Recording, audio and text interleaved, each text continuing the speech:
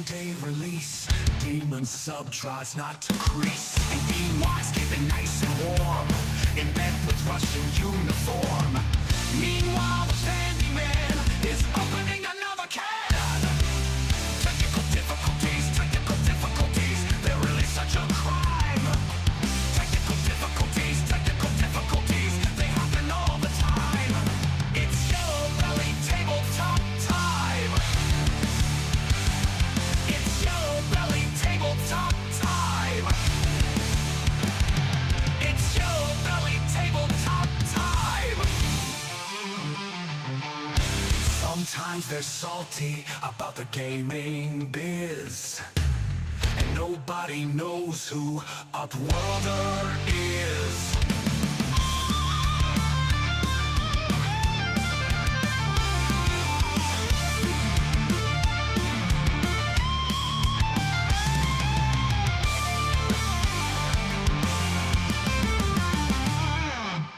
Technical difficulties, they're really such a crime.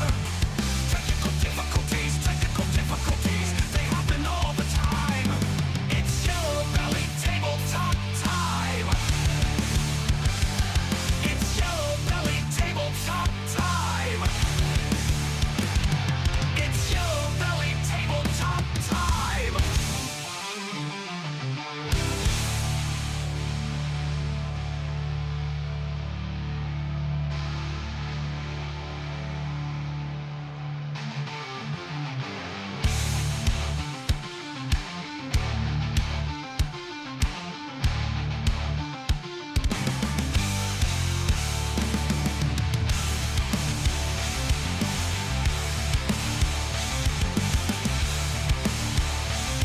It's Yellowbelly Tabletop time.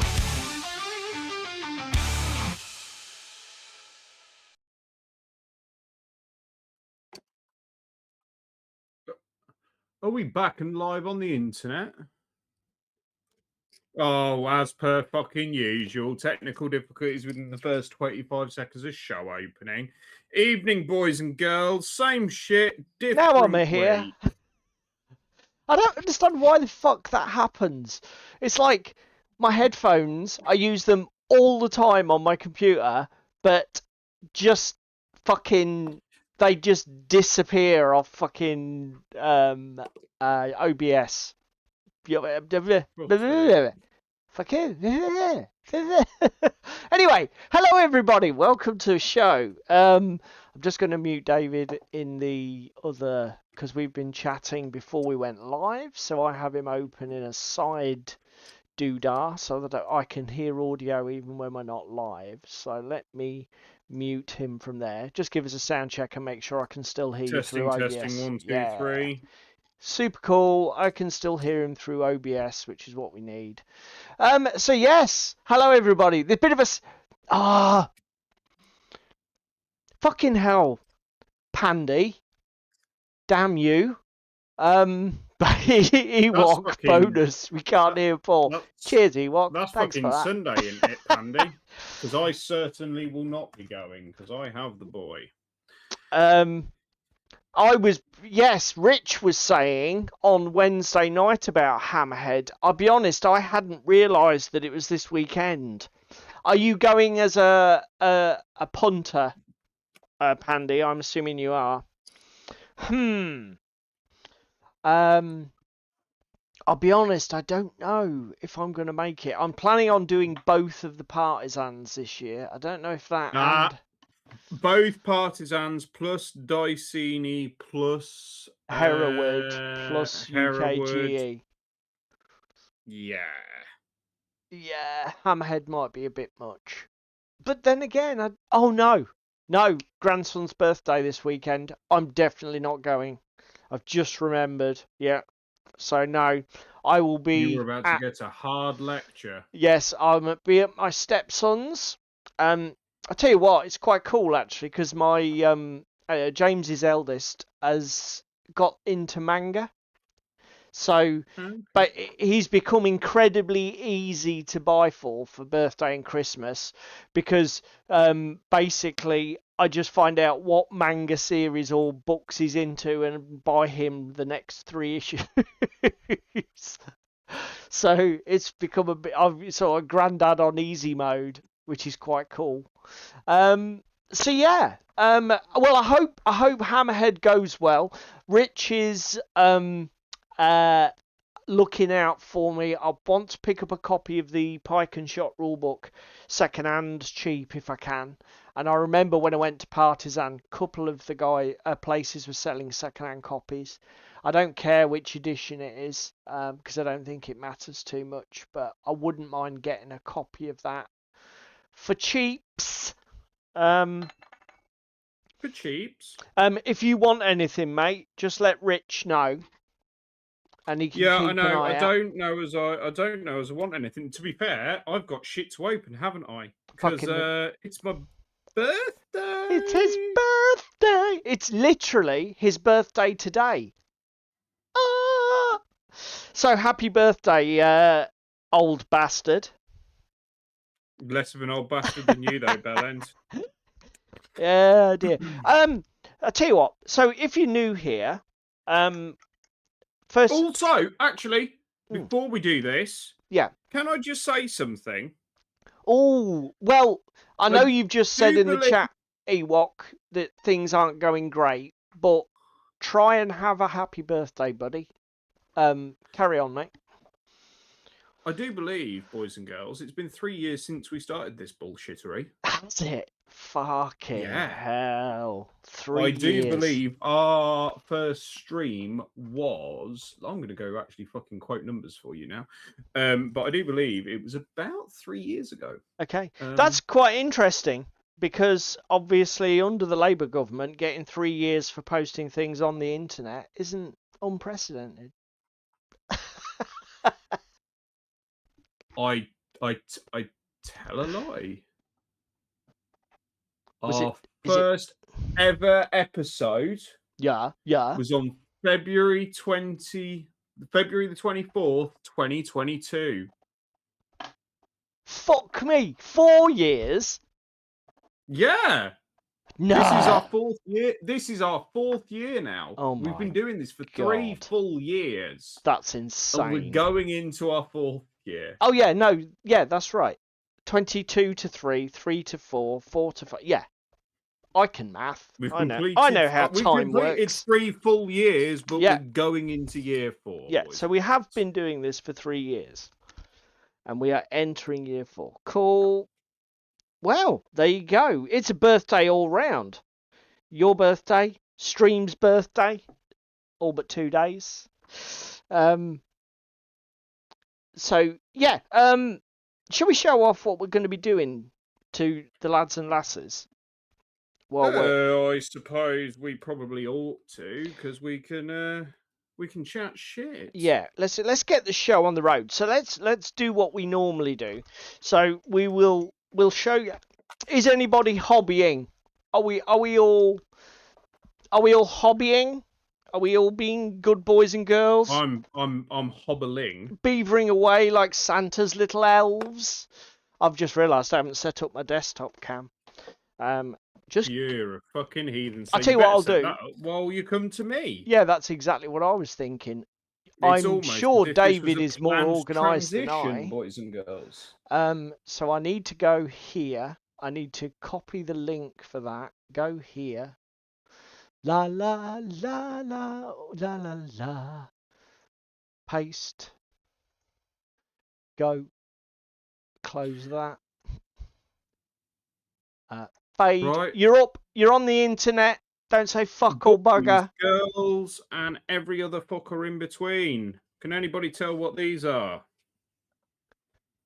Ah. A pile of headless and armless bodies. So, okay, and they look a bit militaristic. We need to talk about... David, we need to talk. Or have you sorted your problem? I don't know if I've sorted my problem yet or not. We're just making it up as we go along. Because boys and girls, this we is have definitely... German World War II Hello, infantry Crispin. we are building. Oh, So that well, is mainly what I am working on tonight, is finishing out and sorting out my army, is that which is the Ratchenkrieg starter. is that wall a fucking extra off the sprue? Yes. I do like that. I like that a lot as a bit of base decoration. Do you know the best one it works with? The radio operator. That is nice. And they're on your German sprues. Yes. I like them. I like them a lot. None of my sprues have got cool, but they must be new, relatively new sprues. These are 2024 sprues, sir. Okay, so that's These are why new they've got the sprues. extra bits. Because we also have on here anti-tank rifles. Nice. MG34s. Where's the flamethrower? Flamethrower and tank assembly. I like it. These are mainly Eastern Front, though. So we have rifles, we have SMGs, we have stolen, Captured I think, Russian. PSH 44s. Yeah. Okay.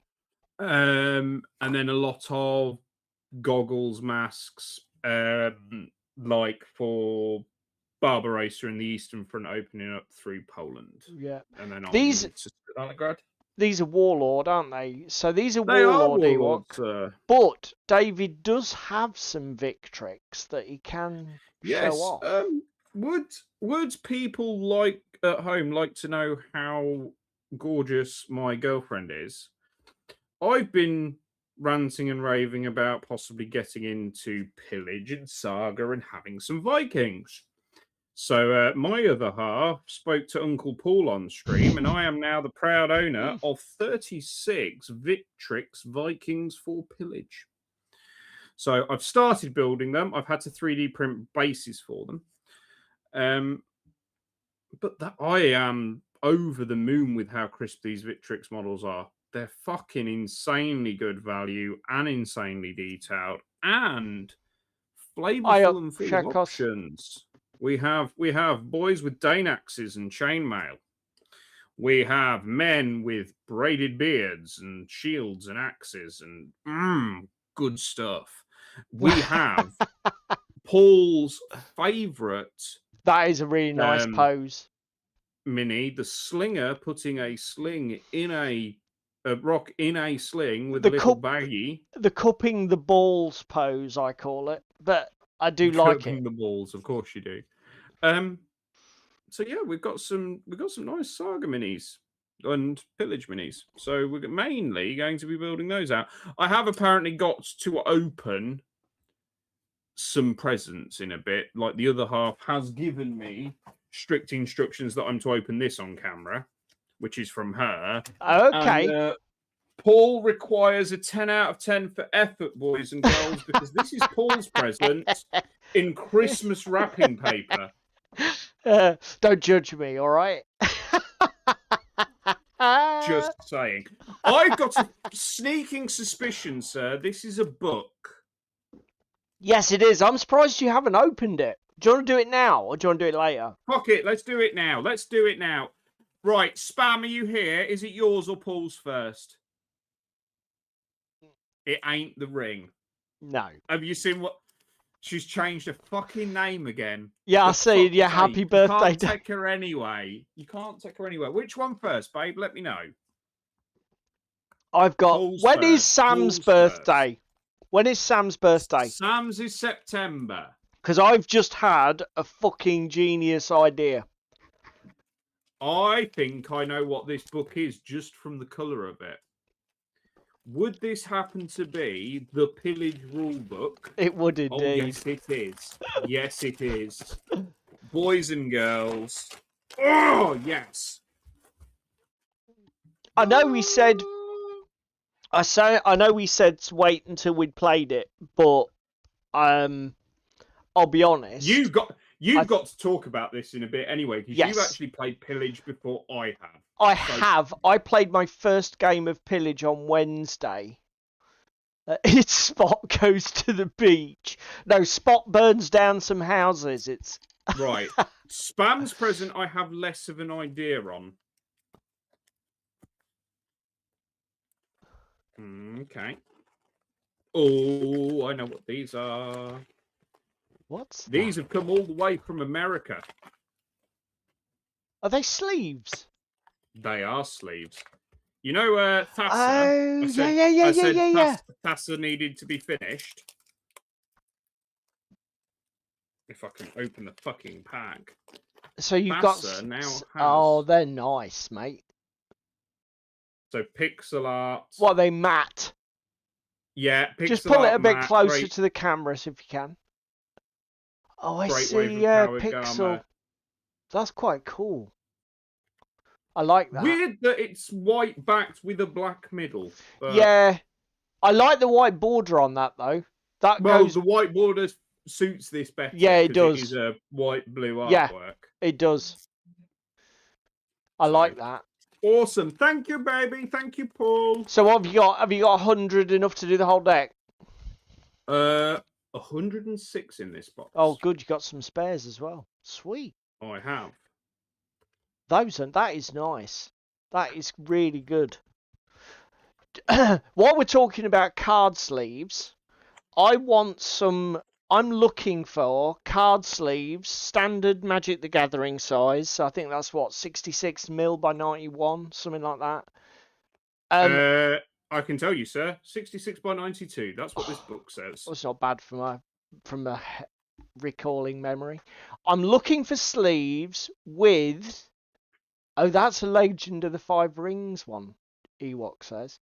I'm looking for sleeves with either a map of Middle-earth on the back or some sort of like landscapey image of like Middle-earth. So rolling hills, either, You want some Middle-earth sleeves, do you, sir? But specifically... because they're for the region and site cards for Middle-earth CCG, so they need. I want them to be geographical in look. Oh, I love the smell of a new book. So yeah, let before we get into that. So is that all of your presents opened? Evening, That's Upworld. all of my presents that I've been allowed for today. I've got more right. to open tomorrow. So, I, following on from my game of pillage on Wednesday,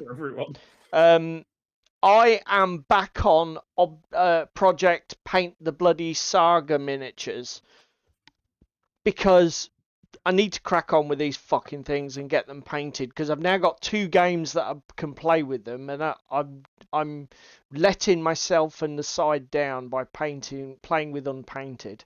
So I am back on painting these tonight. So yeah, let's crack on. Let's go to here. Bada ding, bada boom.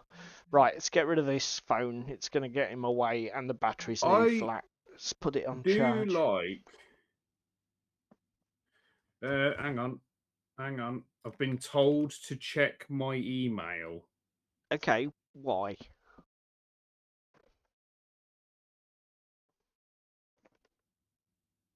Well, what? Huh. Okay. Oh, don't tell me. I think I've lost my camera. Sam has just sent me the other thing I've got for my birthday. Oh, shit. Okay, guys. Just hang on a second. Go live. There we go. Paul's disappeared out of shot. That's the reason I've disappeared out of shot is because my camera's fucked. Oh no! Hang on a second. Paul's camera. I just need to reset. Well, you do that. Activate. That's one thing. That's one thing I need to do this year. upgrade this fucking £20 Chinese shit webcam at some point. Right, I need to get on painting because I've got work to do.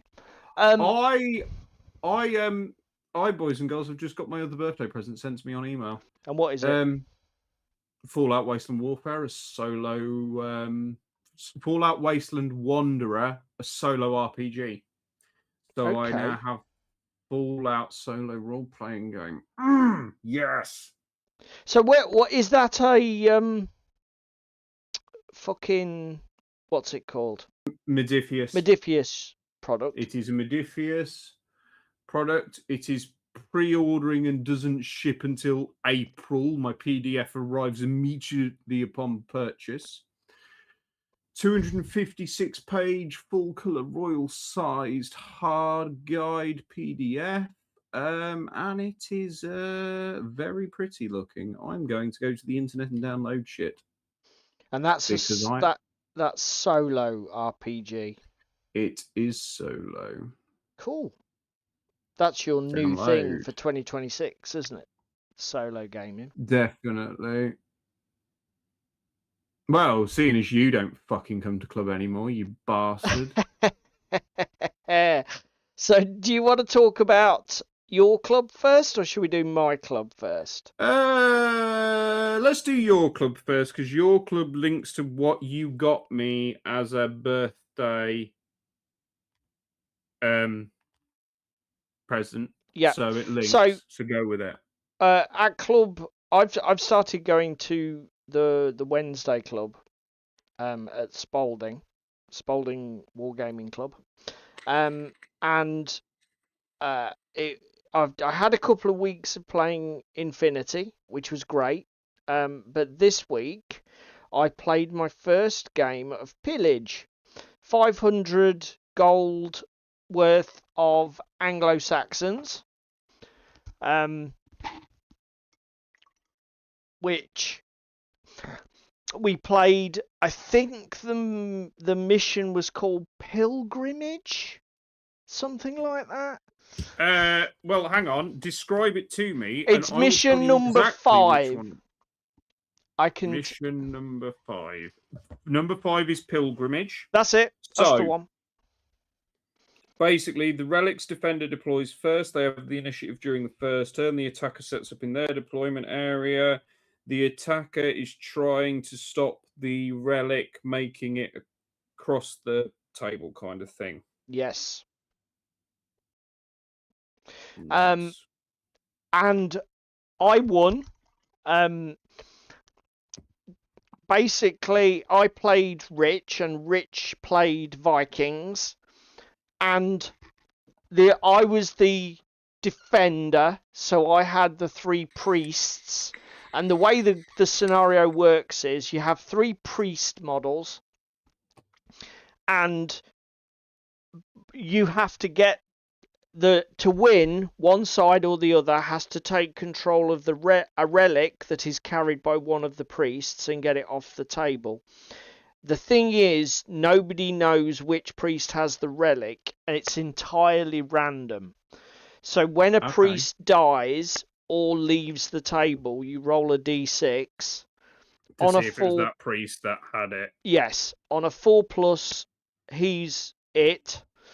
On a 1 to 3, it's still on the table somewhere. Does it then change? I.e., if all the priests are off, is it the last priest? If you get to the last man, he obviously has it by default. So obviously, it's one of them things where if you keep failing the rolls, the last guy will be the guy that has it. Yeah. And to be honest, the scenario was quite close because Rich managed to attack and kill one of the priests, but unfortunately the d6 was a 1, so he wasn't the guy carrying the relic. And the next... That's very un-Viking, going around murdering the local priest population. Oh, wait a minute. No, actually, it's quite thematic.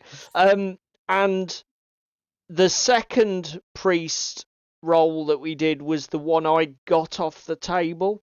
and I rolled a 4+. So I got the relic off the table and won the game. But as I say, the dice roll, it was 50-50.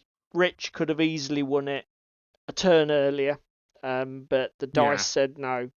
So we played. I went straight into 500 gold crowns. I was running. I think I had about 15 warriors and a leader. It was a fairly big old warband, but we played with the terrain from the Spalding Club, which was really great. It was like it was very like the map in the rulebook, actually. A long roadway running straight up the table with clusters of houses and trees dotted about. And my first impression of Pillage is I enjoyed it. It's a fun, lightweight beer and pretzels dice chuck. Do you know what I mean? Yes. Yeah. There's not a huge amount of tactics and or strategy like setting your boards up in Saga. No. It's very much for the scenario of like, because again, some of the scenarios I've seen, going in, burning the village down to the ground, that kind of thing, getting the loot. It's sort of Frostgrave-esque in that respect of you've got a mission to do your mission. The one thing I will say is that we didn't play all of the rules. So, for example, we opted not to roll weather because we thought we'll just deal with that. We won't have that for our first game. There are like advanced rules where you can block with your shield and forego your attack for improved defense. So, for example, as I was basically just using my guys to try and surround and defend the priests, I probably would have been better advised to use some of those advanced tactics. But similarly, if you do that, we've typically found that it affects how you feel the war game plays. Yeah. Like jumping straight into advanced stuff. Like, again, if you played Armada with full win rules, you'd fucking hate it and you'd never come back to playing Armada. Yeah. Like I say, I think we made the right call, Rich and I, to not go fucking mad right out the gate. Yeah. But as you've just said, the only sort of weakness in the game I can see is that because it's D6 based and all of the rolls are built very tightly, it's like 4 up, 5 up, 6 up. You're looking for most of the time to wound or save. You're working in such a narrow band, and the only models that have multiple wounds are your chieftains. Yes, but what I was going to say was, because you're working in such a narrow band for your randomization, I think it's one of them things where, I mean, I may be proved wrong with more games, but my gut feeling initially is you're always going to want to take more models than more powerful models, if that makes any sense. Yeah, because again, if you've got a powerful guy that you've spent a lot of coinage on to give him a Dane axe and full armor and a shield and that kind of stuff, I mean, and he gets shanked by a little plebeian. Yes, who only needed a 4 up. Yeah. Do you know what I mean? It's like, for example,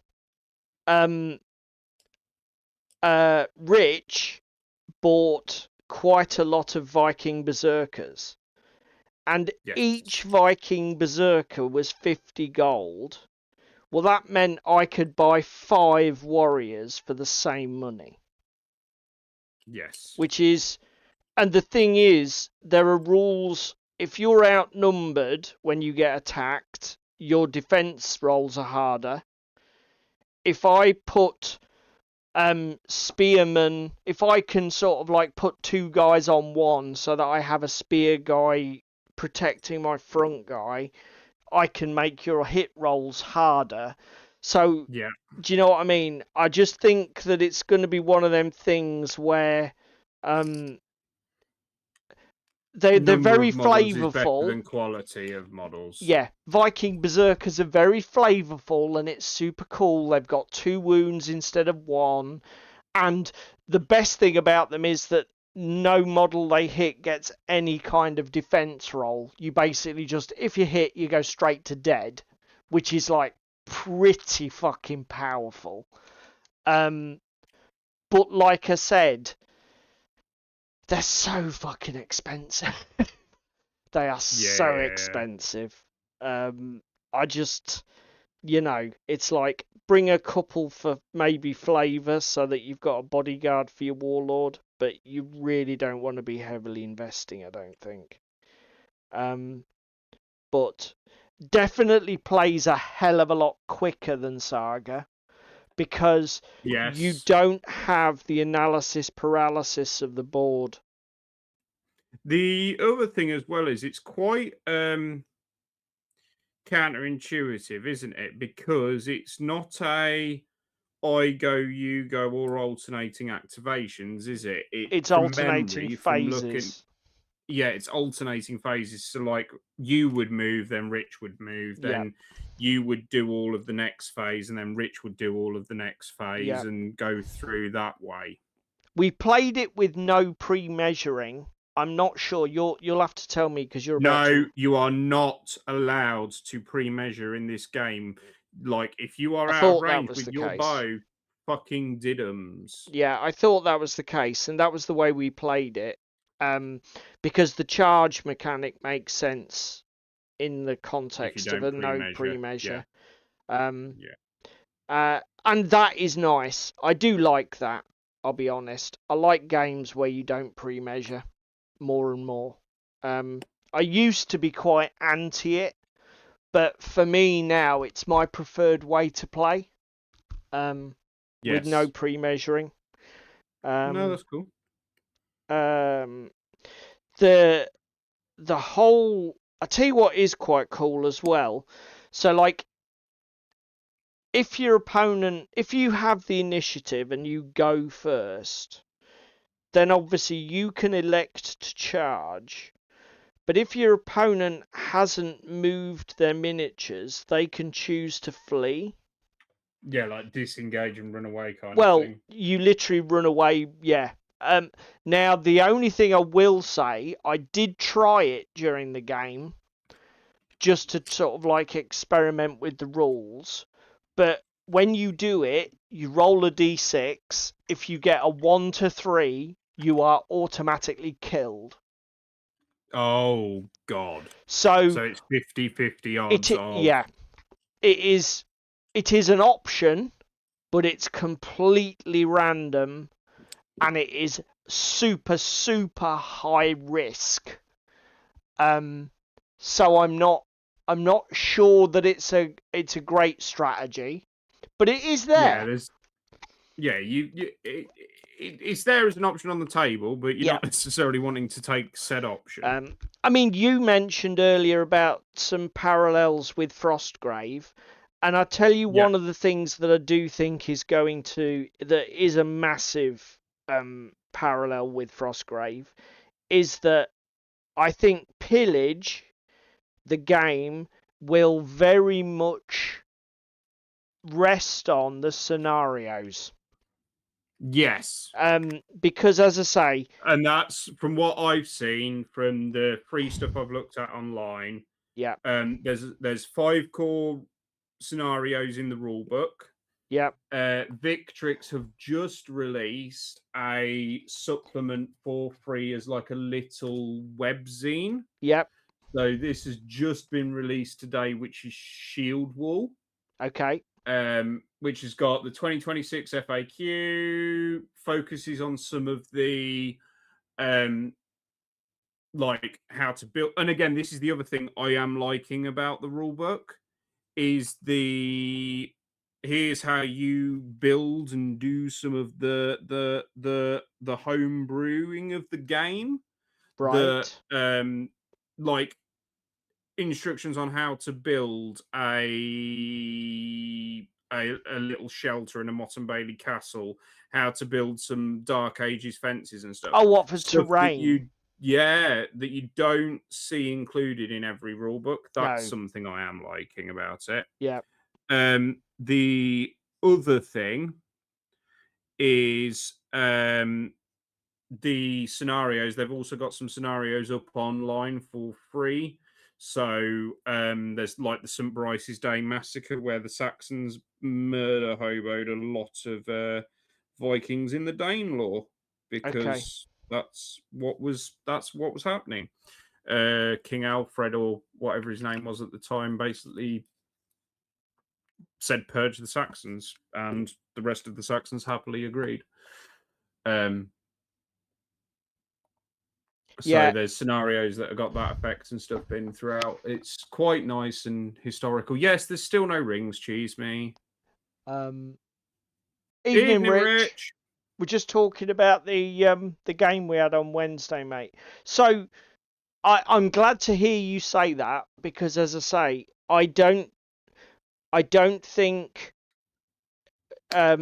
it's the kind of game that's going to play particularly satisfying with a let's just hit each other in the face thing. Yeah, your intro game to understand the rules and mechanics, maybe. Yes. Do you know what I mean? But again, Yeah. I think the core premise and the system itself is so simple Yes. that you actually would be a fool to do that kind of thing. Yeah. Well, not only that, the sort of, there are ways to stack advantages with the combats, but ultimately it's so random that I think that you need the scenario to be there, so that that positioning and movement and other things have to matter.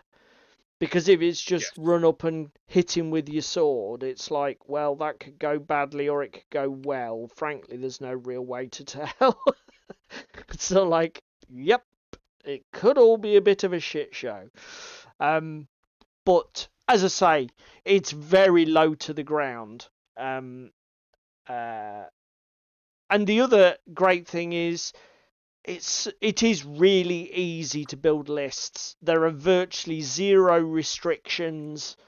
Essentially, you need a leader. The only thing Everything's I've seen is it's meant to be very what you see is what you get as yes, well. and I think that is what you should do with it.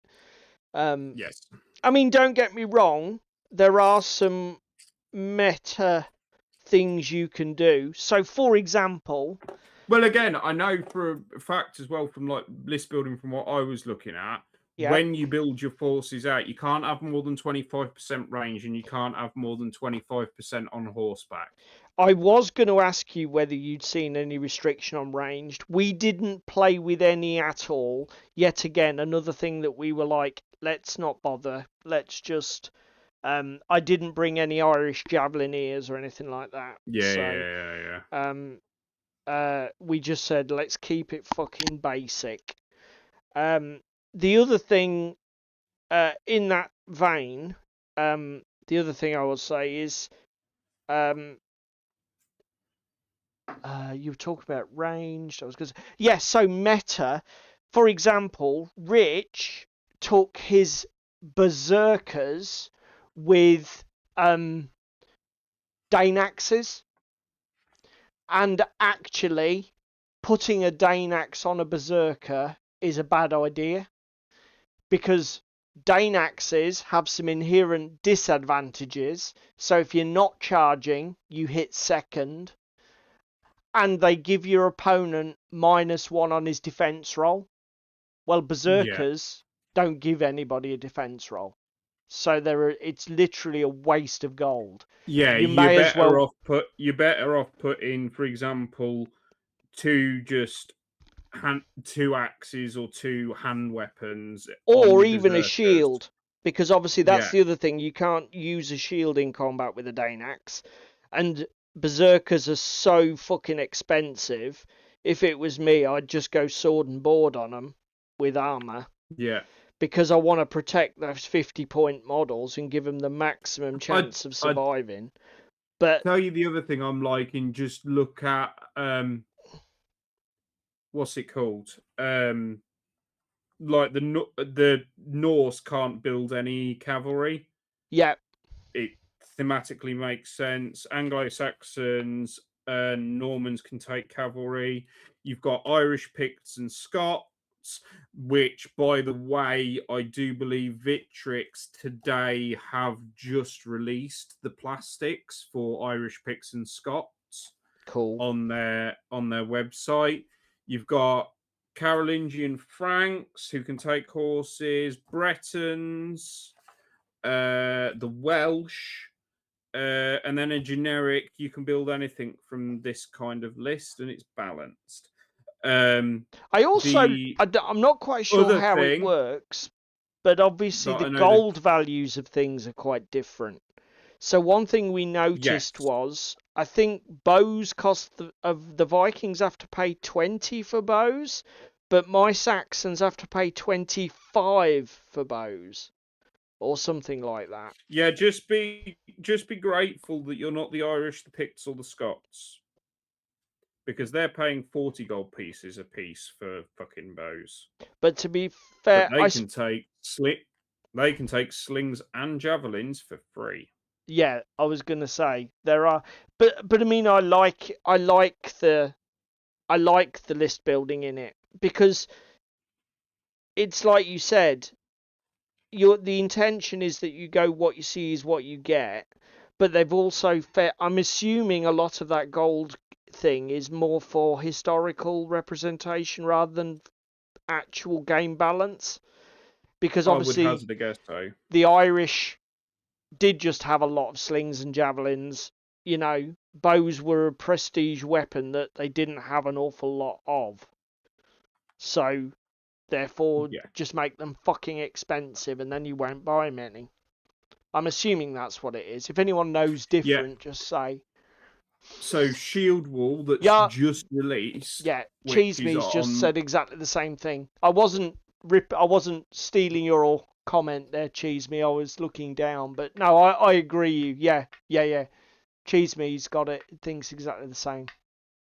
So Shield Wall, they have just released some new factions as well. Some further factions. What for?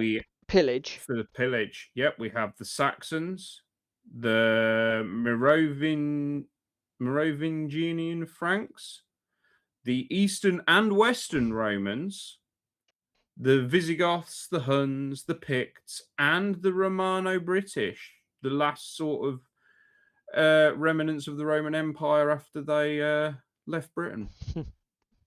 So they're opening up the sector and things, and again, a lot of this content is free. Really? Yes. Shield Wall, the download online is free. On the Victrix website itself, if we go to their, let me find their fucking download section, if I can find it. Bear with me. The other thing I've got to do is I've got to get some, what's it called? Little Big Man Studios transfers. Yes. For the old shields.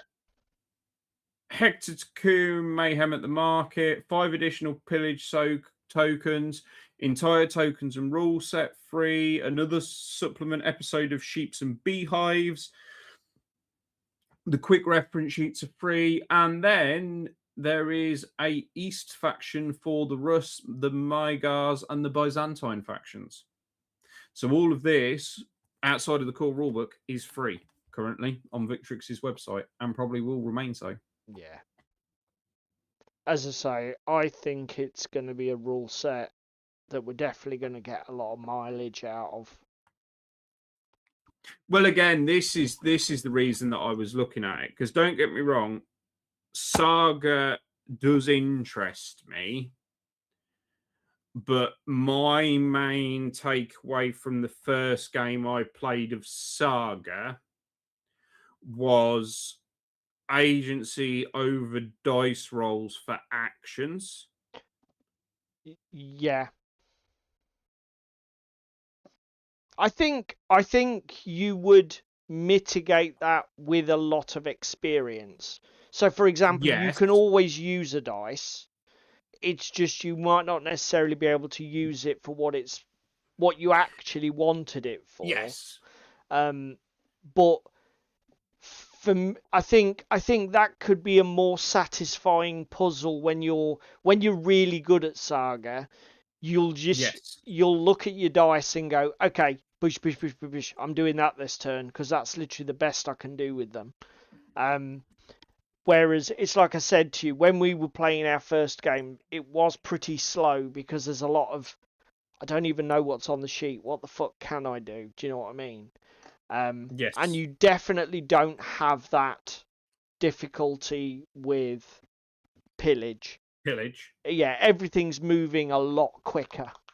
A lot quicker. The other thing as well being, it allows me to use my Saga minis for pillage. There's a third set that I've seen, but I can't remember the fucking name of it off the top of my head. Hail Caesar as well. Might have a look at doing some Hail Caesar and putting the same minis in rank and flank bases. Yep. But again, I appreciate what you're saying, that pillage is a bit random. It's a D6, always looking for like a 4 up, 5 up, 6 up. You again are still gonna get got by dice, but again, I have control over what I'm doing and the decisions I'm making. Yeah, I mean, like with Saga, because it's unit based, you're rolling much bigger pools of dice, and I think it's much more stable. This is, I mean, it's a bit like, Rich charged his warlord into. So, for example, Rich charged his warlord into my guys. Because he was a cheap scrub, I elected to just try and run for it, and I got away, which then meant Rich lost his charge bonus. And because Rich went first, I then countercharged him with 3 of my other scrubby guys and basically gimped his warlord. Yeah. And it's like, do you know what I mean? Yeah, bit feel bad, but it is what it is. I tell you what, as well, you can, if you're experienced with the rule set, I'm telling you now, you can definitely play 2 games of 500 gold in a club night. We were done by 9 o'clock, and it was our first game at 500. Well, it was my first game. I think Rich has played a few more than me, but we were done by we were done in 2 hours. That aspect of it's nice, though. Yeah. The fact that you can just do like little raiding parties, and again, you can even switch around then attacker and defender. Yep. Yeah, definitely. That is the other thing I will say. Which is huge. It is, you're definitely going to be able to do 2 in an evening. Right. No Shall we talk problems at all. about my Monday? Yeah, go on then. So tell us what you got up to at Hull Beach. On Monday in Hull Beach, I played some Fallout Wasteland Warfare. So, I did a 3-player scenario. It was Super Mutants versus Raiders versus Survivors. Same 2 lists that I took for our starter game pool, and then just roughly theory crafted up a Super Mutant list, which was quite cool. It was with Luke and Jamie. It was Jamie's first game in about 3 years because he had a demo game, got the starter, hence why he has Super Mutants. And we got it done. The Raiders won because the Super Mutants and the Survivors were too busy kicking 7 bells of shit out of each other. But it was a really cool, really little fun game. In fact, actually, while you're telling everybody, you sent me pictures on Discord, did you I not? did send you pictures because I am an organised little bastard this Let year. me see if I can get this up. Is Discord open? Yes, it is. Really fun little game. Same feel bads and comments regarding our first game. The D20 is not amazing. It's a bit swingy because obviously it's a D20, but it's modified. The other thing that didn't help that is it took me till halfway through round 3 to realise that I was fucking up one of the dice rolls, but we'll gloss over that. I do like the Wild West terrain in it. Oh yeah, just throwing that fucking war cradle terrain down on this game made a fucking amazing amount of difference. It was quite cool in that regard, and I'm definitely, I think, going to pick up some of the pre-colored stuff that they do for Boston. So their Dunsmouth stuff, Yes. like the fish market and that I've got. Do you know what, 'Cause mate? that will be amazing. Just putting this out there.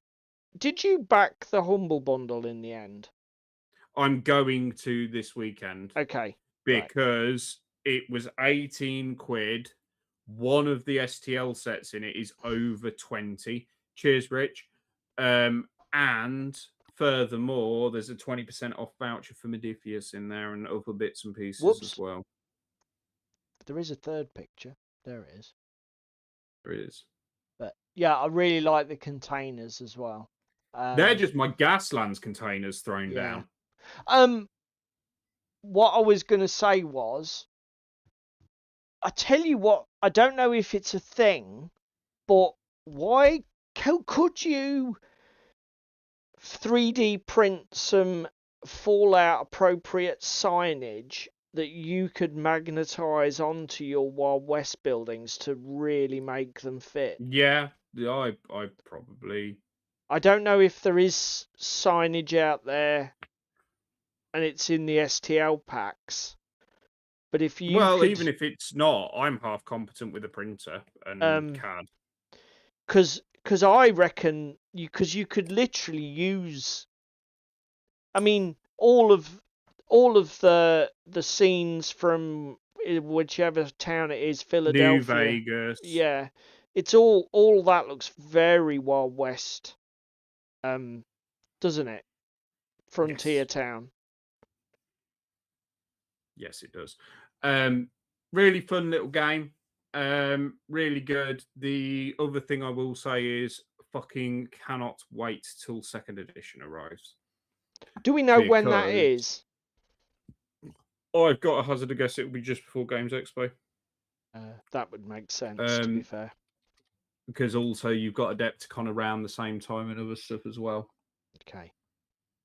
But the thing being, it cannot come soon enough. The sheer volume of cards and bullshittery that are involved in this game is quite frankly fucking ridiculous and disgusting. It's off-putting, because you can very easily miss, overlook, and not resolve an effect because you forgot about it. The amount of flicking backwards and forwards for looking at tokens and iconography, I think that would get better with play, but I think because a lot of them are so fucking close to each other as well, it's actually gonna be quite hard. It's a bit of a chaotic visual soup. Yes, it is. Now, here's a question. German flamethrowers from World War II. Yeah. What would their accompaniment be? A man with rifle? Yes. Well... Or a man with submachine gun? No, man with rifle, I imagine. The old adage is, give everybody a rifle, can't go wrong. I appreciate that. I'm going to sail in the face of it, but let's see what Easy Army tells me.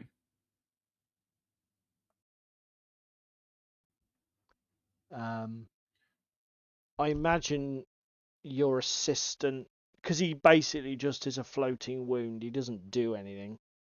Yeah, so it's So just what you want to just make rule him a of generic rifleman so that you can get more use out of him, I would have thought.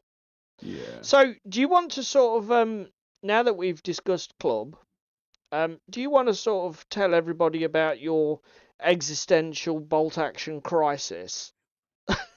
Right. And see Yeah, let's see if everybody has an opinion or some right. advice Do or you want to come whatever. away from Yeah, little let's on do that. screenshots then? Let's do that. So, boys, girls, people that give a flying fuck. Let me rotate. Pivot.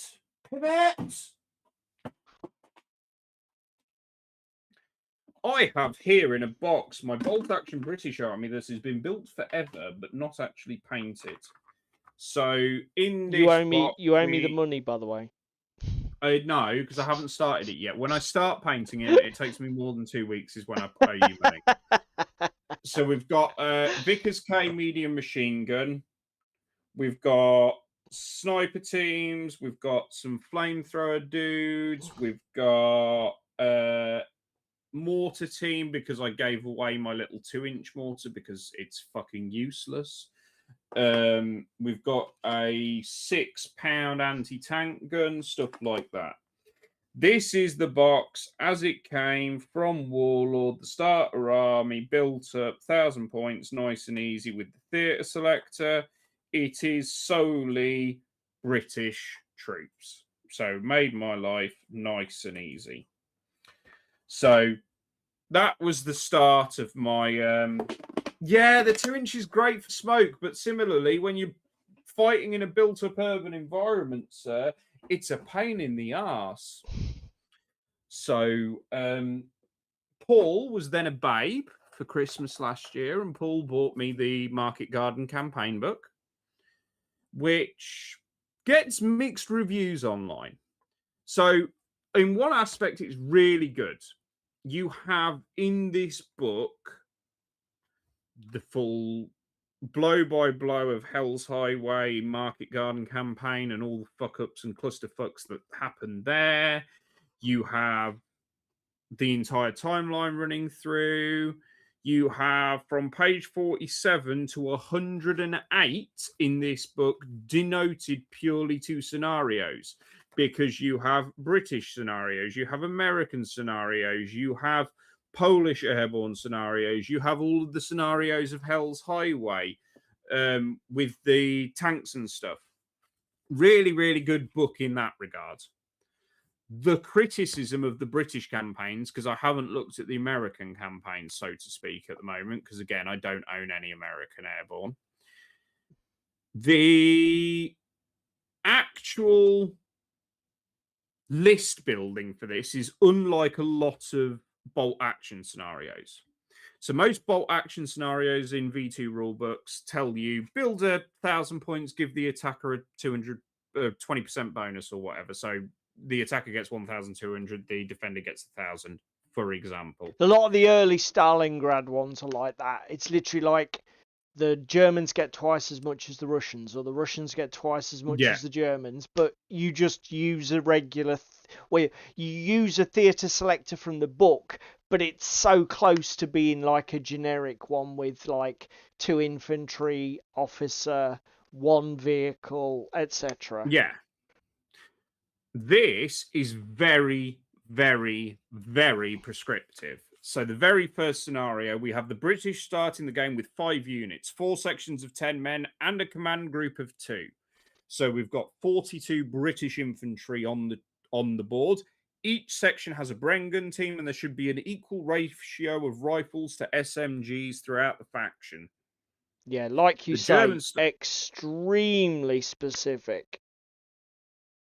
The Germans start the game with 3 5-man patrols, 4 rifles and an SMG, and are reinforced with the arrival of 2 rifle squads of 9 men, including an LMG and an SMG, which arrive with an advance or run order in relevant turns, etc. From the point of view of this being a scenario book, amazing if you've got the prescribed list, miniatures, everything else. Second scenario is a bit of a clusterfuck because we then get a shit ton of British Jeeps. Then the scenario after that, we get a shit, and when I say a shit ton, I will quote the book because it's fucking ridiculous the amount of German tanks and vehicles that we get for this one. At first glance, this is uncommonly large. You need 50 odd German armored cars, half tracks, trucks, and then a dozen British Jeeps. Okay, so we're playing on a 6x4 with this metric shit ton of mechanized 50, infantry. 50. 50. That is bonkers. And if necessary, recycle any German vehicles that get knocked out with suitable markers. Okay. But that's scenario 3. That's pretty bad.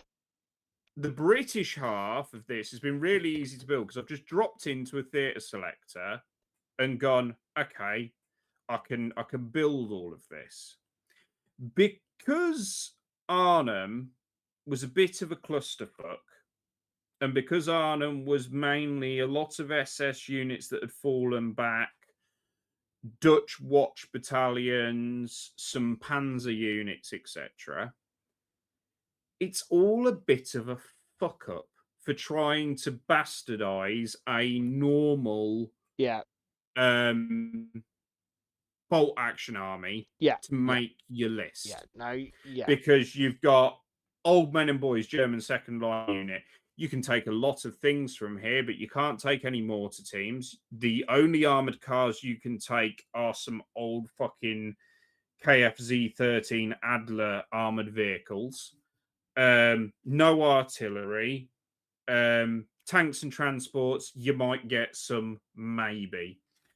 The Dutch SS. Oh, you get your medium mortar machines, medium machine guns, and your mortar teams. You can get a captain and medic. You can basically have 3 units and that's it. Fucking deal with it, bitch. And you can take a truck. Okay. The 10th SS and all of that goes through. The best one that I've seen in here, the most hilarious one, is Panzer Company 224. So Panzer Company 224 can take 0 to 4 Flammenpanzer B2Fs. So the old French Char 2C tanks from the beginning of the war got bastardized and repurposed into Flammenpanzers. So you can like that entire faction is 4 Flammenpanzers, and that's it. Really good. I haven't bought anything for that yet. Do you know what I mean?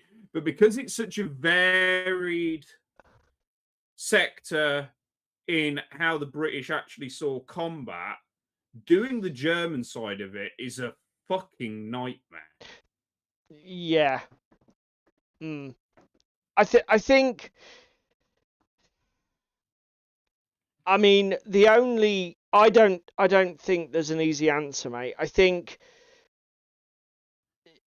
you've either got to decide that you want to collect all of that shit, or decide that it's more hassle than it's worth, and just not bother. Yeah, I get it. And I don't think you should feel bad about that. I mean, 50 German vehicles is a ridiculous amount to be painting and collecting, even if you're printing them. The hobby overhead in that is bonkers. And that's before you even get into the fact that this is an Arnhem table, so it should be absolutely fucking littered with buildings, roads, and everything else. Yeah, I mean, what do you guys think? I mean, I can see why the book gets mixed reviews online as well, because it's like you say, if this is your first campaign book for bolt action and you're somebody who's relatively new to it, you don't have a huge model collection, it's beyond daunting, isn't it? It's fucking insane. It's fucking terrifying. And the other thing, it wasn't until Paul pointed out to me last night and digging around, Easy Army has switched over a lot to 3rd edition. You still can get some of the 2nd edition stuff on there. But it's like, well, yes, wonderful. This book is pointed with 2nd edition. I can get all the 2nd edition points and everything else up fine. Whatever. My grievance with it is just where to start. Because again, the British Airborne, you get a really nice list out of the box. And Warlord do these starter sets. I know Market Garden's more than Arnhem, but the British sector, which is where I'm focusing, not the stinky cheese, is basically Arnhem and Osterbeek, isn't it? Because the Americans... Osterbeek was Polish. Yeah. The Nimjan, Americans... and that was the Screaming Eagles, the 82nd. Yeah, I mean, you got Ewok Wandering here. Sounds more like a club project rather than an individual thing. And again, this is the thing. Not only have I got to collect all of my British that I want to do the Germans at the same time. Other lads at club have got Germans. And again, I can nick and commandeer vehicles for scenario 3, for example. But even if we club together, me, Richard, Alex and Ricky, I think between all of us, we have 10 of the fucking 50 prescribed vehicles for that scenario. So it's like, ooh, we're a fifth of the way there. Damon says the campaign books can get a bit too prescriptive for starting out a collection. Yeah. Oh, okay. Yeah, but that's including all of your shit for what's it called?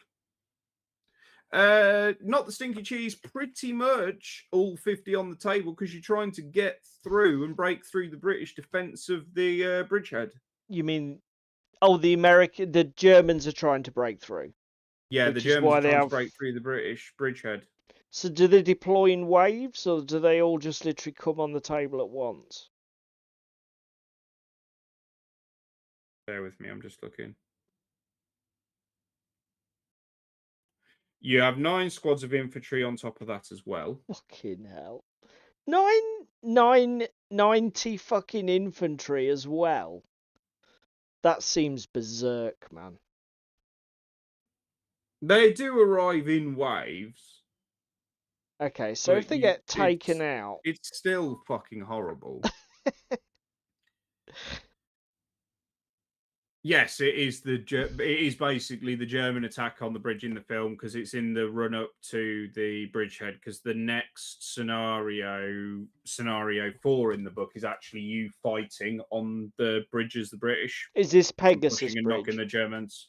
No, this isn't Pegasus. No. Pegasus Bridge is D-Day, sir. Get your fucking British airborne facts in line. I don't give a shit about my British airborne facts. Fucking Egypt. So yeah, it's one of those things. I can probably bastardize and make a list work. So yeah, the main feel bads for me is I have 2nd edition rules sat behind me, and okay, bear with me, boys and girls, bear with me. Well, hang on a minute. Let's set the just pause a second. Just pause. Just wait. Let me just get my camera up and my live feed. This book is still so brand new. It's not actually been opened in anger. Bear with me. You can hear the hang on, the glue cracking as I open it. Fucking like the Murphys, he's not better.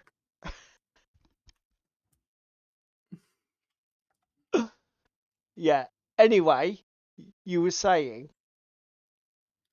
So I'm a little bit annoyed that I had a 2nd edition rulebook and I never used said 2nd edition rulebook. Annoyingly. Because again, it just so happened that Paul got me the Market Garden and I was planning my list and stuff out, and then magically we got told that there was 3rd edition coming. I'm not bitter, but everything I decide to play gets a new edition. So Just it's for the one of them record, you things. are bitter. Yeah, I am very fucking bitter about it. Bitter. Oh, you fucking whore! What? I've just knocked my fucking stack of danger over. Your stack of danger. What the fuck? Right. Well, Look. hang on. I will show you Oh, the stack God. of danger. Bear with me. Bear with me, because I've got to just pick it all up. So you know, I own a metric shit ton of Dungeon Saga. Yeah. Mm-hmm. It's all there in a box. Yeah. And you just knocked that over. Knocked it over. Yeah, I did. Clown. Don't you clap me. Oh, shit. What's going on with my camera? Oh. Oh, I know what you're saying, Oh, Damon. I do get what you're saying, because again, it is what it is. But the other thing is, Paul has not Fallout. Paul has very much gone fuck it and is just building V2 lists for V3 and ignoring the platoon structure. yeah. Because Not again, bothering. right, building, and this is the other thing, I've got a V2 British list. The only modification between V2 and V3 for this German list is this little miniature here. He is the section command for my artillery unit. Yeah, he's the I command have to take tax. an officer. Yeah. He is the command tax. He is the one and only model that is like, oh, that's specifically for that. Do you know what I mean? It's one of them things. Again, it's like the pillage stuff. Yeah, I mean, building the what you see is what you get, etc. That's all fine. That's all dandy. I get all of that. There is a distinctly lesser overhead as well. I mean, oh well, I'll just collect fucking 50, 60 models and build them as I want to build the list and flavor. Yeah. Whereas bolt action, again, you've got to build the structure out. You've got to build the units out. You've got to make the right selections. You've got to keep in theme, and it just gets a bit fucking headachy. What are you talking about now? For the campaign stuff, or for the just general? For the campaign stuff, for Yeah, the scenarios and stuff. It's not like a lot of the other bolt action campaigns where it's like, oh, I'll just pick 1,000 points. Well, I'll just pick and tweak and modify a list slightly. Do you know what I mean? Because the market garden's so prescriptive, it's irritating. Yeah, that's one way of looking at it. I mean, my Pacific campaign is even more fucking prescriptive, because obviously I need landing craft and all sorts of shit.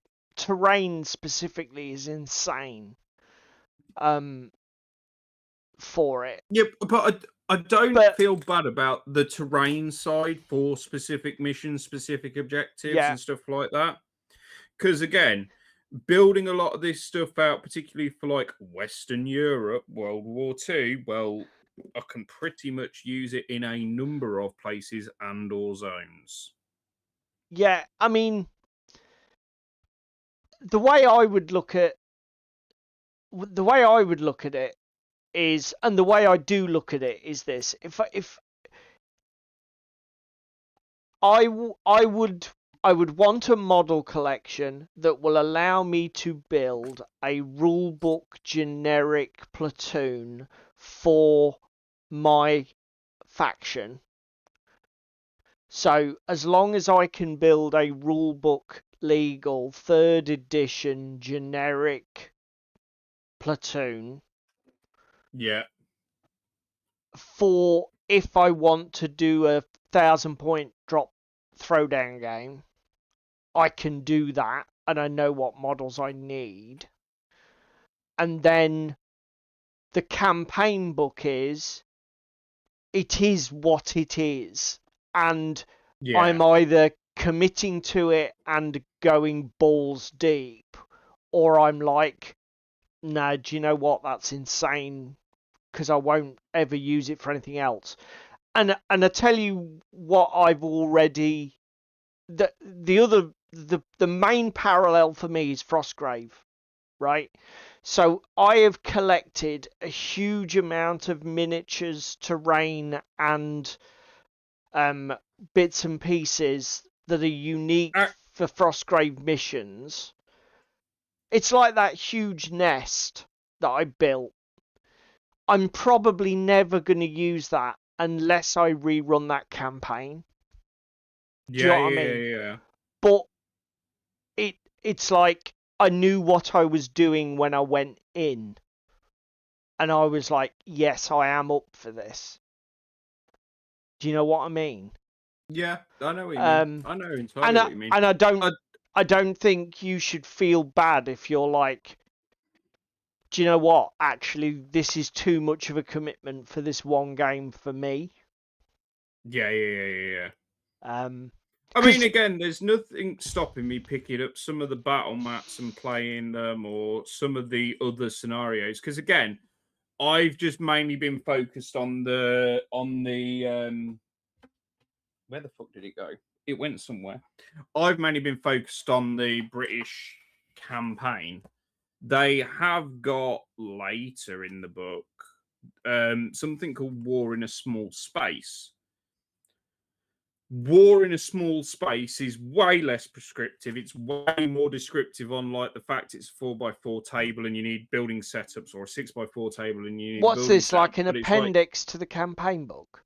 Yes. Okay. So you've got British, design a company that's 2k points on paper. Only a portion of the force will be in action at any one time, so you don't need to have a large number of figures, and then gives you some recommendations. Yeah. The Germans' forces should be from the 9th SS Panzers, and it should design a force of around 1,000 points, including a light armored car such as an SDKF Z222 or an unarmored single-barreled flak vehicle, but not both. If the vehicle is destroyed in one scenario, it can be replaced with another for the next game. Like the British, there's no artillery or mortar support. German forces recover half of all casualties between scenarios. Okay. And then there's like another little mini campaign of you fighting down this street in Utrecht.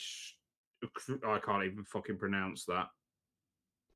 Utrecht swag or whatever it is, and then a hard day in the suburbs and Arnhem and stuff. So Shakos, so Operation Varsity, what is that? Is that a where's that? Is that a PDF? Is it a download free online? Is that, what the fuck is that? See you later, Rich. Varsity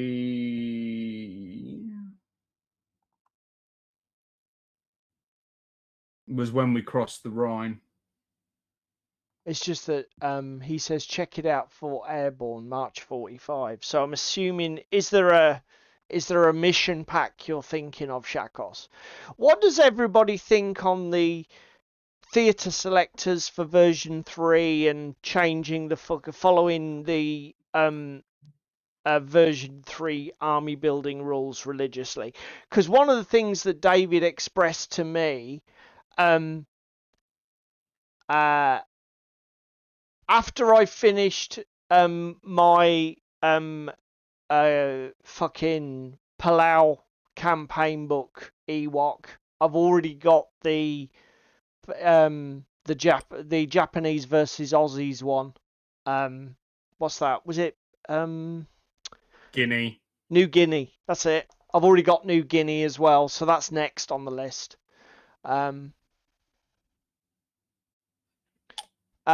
Yeah, so what does everybody think on the second versus third, like trying to mess with the theatre selectors in the campaign books to make them legal for third? And because one of the things David said to me was, oh, but wouldn't a third edition, won't it be all unbalanced if I'm doing like a theatre selector army from a second edition campaign book versus a third edition army book? And my comment was, not really. Because the thing that I tell you, the thing that unbalances bolt action is being that guy.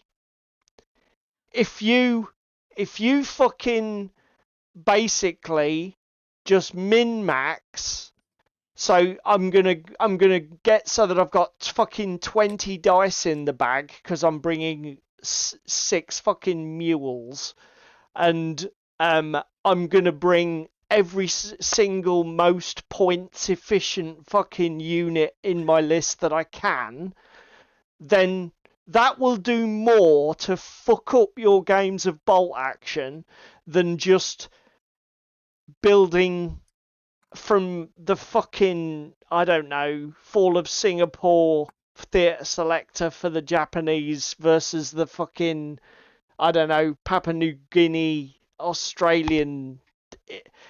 Honestly, I mean, I could be wrong and I could be a fucking idiot, but unless you're literally trying to be that guy, it doesn't fucking matter. It really doesn't matter. Does everybody agree with me, or am I huffing the fucking drugs, or what? You huffing the plastic fumes. Yeah.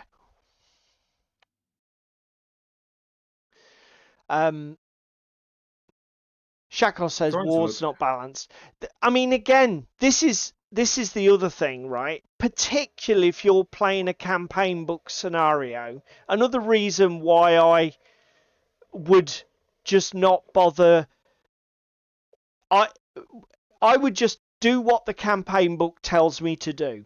It's already a massively asymmetric scenario, the chances are. Yeah. Fucking around with your office attacks to make your platoon legal in 3rd edition, you're literally just making harder, and it doesn't fucking matter. It really doesn't matter.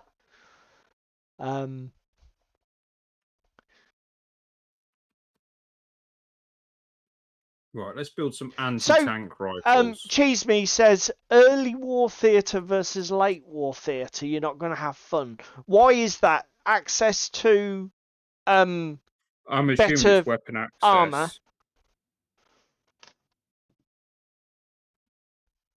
Cheese Me. Because the reason that I'm surprised that matters is you only get one vehicle, essentially. So it's like, I don't really give a shit if my opponent's got like a Tiger tank and I've just got a Bren carrier. As long as I've got a way to take out the Tiger tank. Because my experience of bolt action is, it's essentially fucking totally random. I either take it out or it don't. Do you know what I mean? It's like, I've not really found that it's strategic or tactical. It's just basically completely fucking random. Yeah.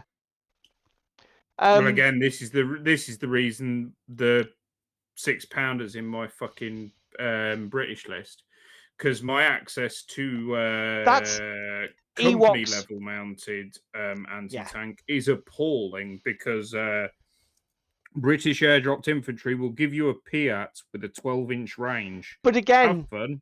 Even early war lists get access to anti-tank grenades, and like Ewok says, even a bigger tank only gets 6 shots. And the thing is as well, if you haven't got any decent armor targets, what's the Tiger doing? Cruising around rattling off its machine guns? It's like, okay, so it's a load of machine guns that are really hard to shut down. Fine. I'll just fucking throw my 20 guys with a fucking anti-tank grenades at it. Fucking beat it in assault. I don't care. It's like, as I say, I am not saying you're wrong, and I definitely say I see your point, which is like, oh, that's a bit hard. But then again, a Tiger's what, 375 points? Something like that in third. It's like, I don't know, I'll buy a lot of infantry sections for that. Even at 2 points a man for anti-tank grenades. I, I definitely say, I agree that there is a skew, but is it really worth sweating? Is it? I mean, again, I'll be honest, I'm a bit like Jerry. The smart thing to do is don't take any armor in bolt action, because armor in bolt action is basically shit. I find it's literally what happens is each player takes their tank, the tanks engage each other, one tank wins because you rolled probably better than your opponent, and the other tank dies. And then the other tank... Unless there is a caveat to this sentence. Yeah, but... You are a Japanese tanker, in which case the foregone conclusion is you will probably already be dead because the Sherman that's just come ashore has tracked you. Yeah. So, I mean, again... Not saying that Japanese tanks were made of tissue paper, but it is a bit of a They were pretty shit. Damon makes a good point. I guess the scenario could be a problem, Damon. I will give you that. Obviously, if you've got like a take and hold and like the tank is on it and you can't kill the tank. But I mean, I'll be honest, most fucking take and hold scenarios I've played, armor can't hold objectives. I mean, I don't know if this is something that I've just been lucky, but for example, we had a take and hold one in the Stalingrad book, and the one caveat was that tanks can't hold objectives. It was literally quite specific. Only infantry sections could hold objectives. So it was like, you know, if you were within range, you just took it off the tank.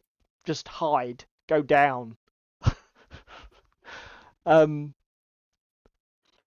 But maybe I've just been lucky.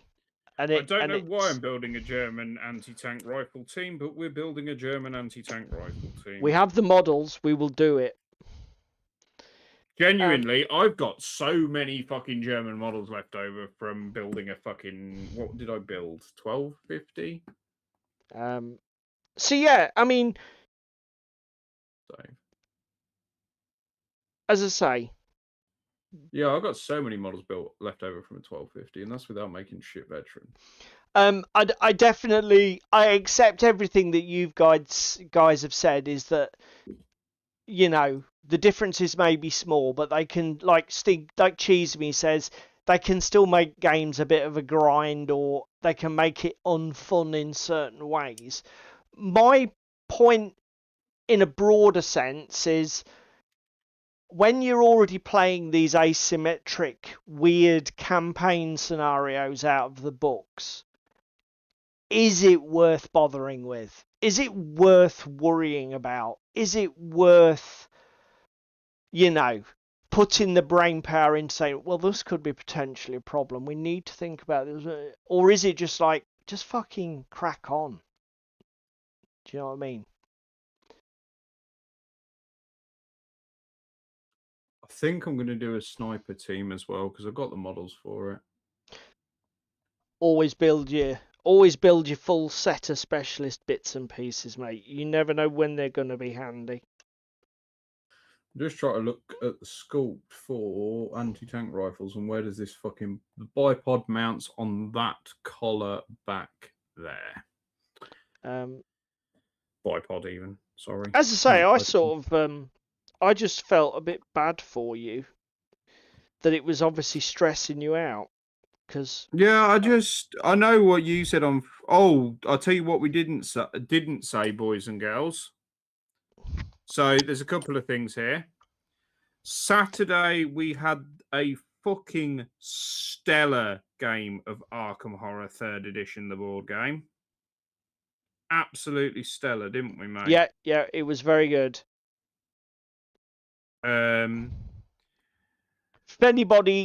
If anybody does have the Arkham Horror 3rd edition board game. My takeaway from Saturday night is definitely buy the supplements, because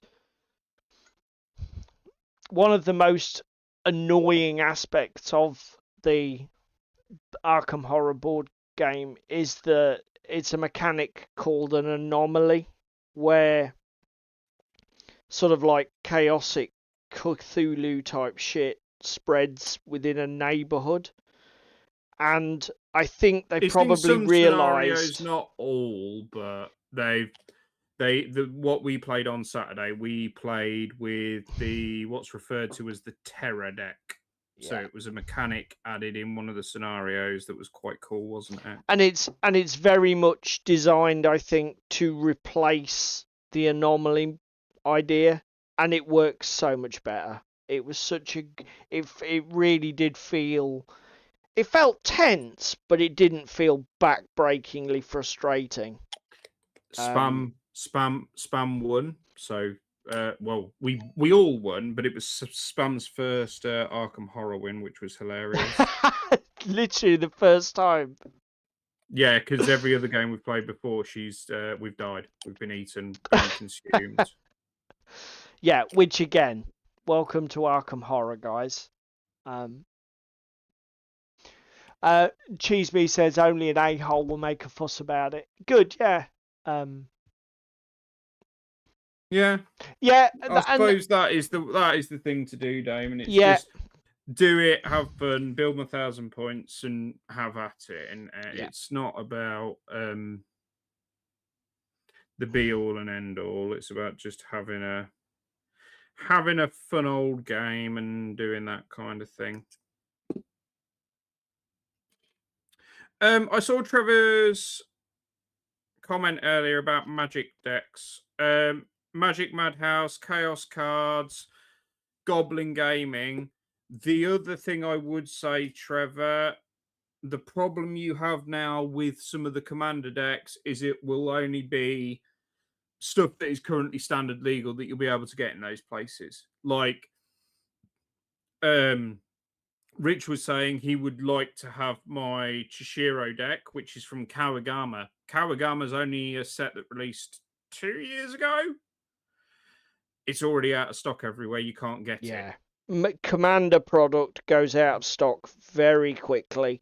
And the other thing that happens is, the other thing to bear in mind when you're buying these pre-constructed commander decks, they have a very broad level of power, don't they, mate? Yeah, some of them are. If you're looking at them and it's at or more than MSRP, it's probably broken, and there's a reason why it's now at more than MSRP. Yeah. If it is discounted to below MSRP, it probably was viewed by the community as not that powerful, therefore we are not playing it. Yes. I'm afraid the brutal truth is, when a commander set is released, the decks get sort of worked out by the community. The good ones go out of stock within minutes, and the ones that nobody really wants to buy because they're not that powerful end up discounted and hanging around for months. So my advice is, don't overthink it. If you like the look of RRP, Trevor, MSRP is manufacturer's recommended price.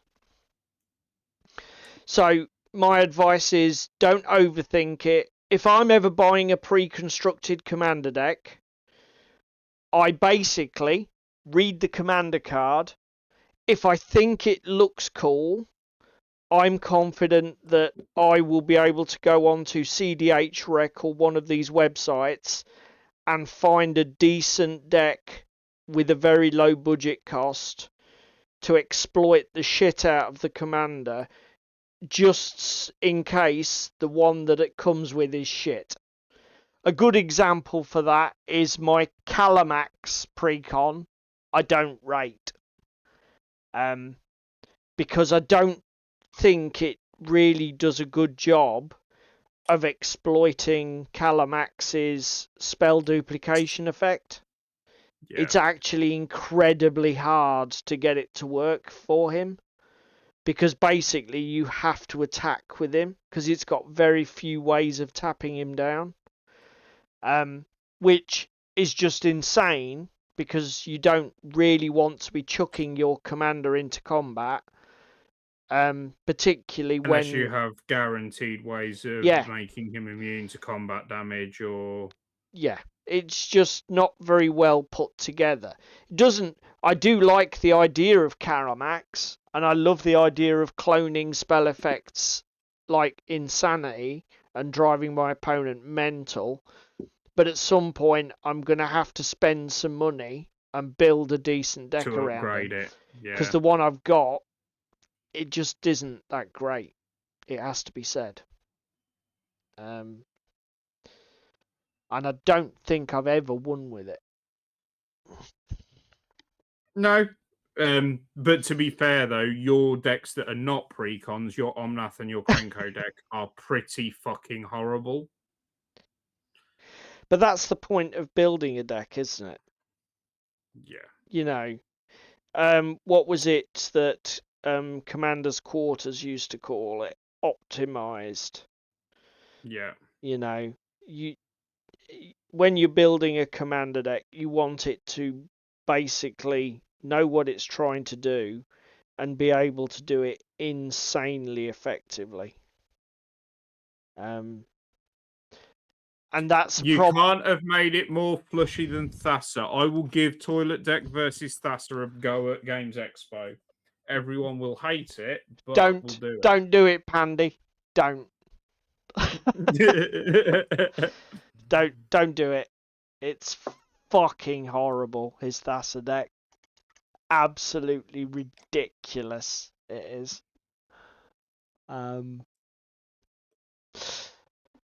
To be honest, Trevor, 2 men for a sniper team. Trevor, I don't know what you mean by know what you're doing, but you don't need to know what you're doing. Genuinely, Trevor, go right now to YouTube. Hang on a minute. To Commander's Quarters. Let's do this. Right, okay. Let's take my Calamax example. Can we do this for people? Yes, you can. EDH rec. Okay. Let's see if we can bring. Let's just show Trevor what we mean. Okay, so. By the way, sir, just to make you aware, comments are turned off for this video. Okay, that's because I rushed and put it up. Let me just. No, that's fine. I just wanted to let you know before we got to the end of stream and nobody Yeah, could comment. remind me when we shut down. I need to change the setting. It's because I listed it in a hurry. Right, okay. So EDH rec. This is every commander player's fucking favorite website. So let's search for Calamax. I think that's how you spell it. Yeah, that's Calamax the Stormsire. Right, okay, so this is the commander I've got. He's not He's quite popular. 258. Yeah, 99 cents, dirt cheap. So what we want is decks for Calamax. So if we click on here, decks, okay, this lists decks that have been submitted by other users. As you can see, the default setting is ordered by date of submission. I tend to leave it in this order because the more recent decks have the more up-to-date card set, so the more recent cards will be in these decks. If I go to like page 90 of 100, they will be. There's 8,000. Look, there's 8,090 decks listed for Calamax, which is just an insane amount of decks. But the reason for leaving them in date order is because obviously we want to you have the most recent cards. And there's only two things that matter: the price in dollars and the salt value. Okay? Ignore the rest unless you really care. The tags can be useful if you know what they mean. So for example, this deck is specifically using his spell copying ability as its core mechanic. Okay? This one is built around more combos, etc. But what I would do is I would scroll through. So all of these are over $100. So let's go to page 2. Or, sir, go up a little bit and you can search by price Can we search in the by drop-down price? menu at the top. So yeah, if you scroll up to the top of the page, there's Oh, the here we go. pricing, and you Deck just click on filters. the the budget item. To Here the we left go. of where you are now. There we go. So there you go. So here we go. We've got $97. Let's go back to page 1. Go for the most recent. Here we go. $76. Salt value 32. Now, what is the salt value, you're going to ask? Well, the salt value is a pretty good indicator of power level. It's not exactly interchangeable, but it is a good indicator, because essentially what it's saying is, if I play this deck, how salty will it make my opponent? So the higher it gets, the more fucking annoying the deck is to play against. So let's say I wanted to buy this $76 Calamax deck. I literally click on view deck list, and there you go. That's every card in it. And then I literally go to eBay or Card Market or whatever and just try and buy these cards. So, as I say, here's a text list, lot. Here's the whole deck. So you've got... Similarly, if you think that's a little too involved for you at EDH Rec of finding a particular commander and that kind of thing, because again, you kind of have to have a rough idea on the cards. You do. This doesn't work if you don't have an idea for a commander that you want. Go to the YouTubes to a channel called Commander's Quarters. He has a lot of decks for $50, $60, $70, upgraded up to $100. They're optimized. They work. They synergize. So let's do this. Let's go to... Yeah, you can Shakos, which is go the pre-constructed route. We're talking about, obviously this is a bit more involved than pre-constructed. So Commander's Quarters channel. My Thassa deck is from here. And then we've got all of his... Has he got playlists? What have we got here? Super salty commanders. Extreme budget decks. These are the ones where he builds a whole bud deck for $2. There's all sorts on here. But this channel is an absolute gold mine. Where have we got? EDH budget deck techs. This is worth a look. So, what's his most recent one? Abigail. Yeah, but Upworlder, I think you're missing the point here. Me and Paul pick the commander card that we like the look of, and then use Commander's Quarters and EDH Rec to build the deck that we want.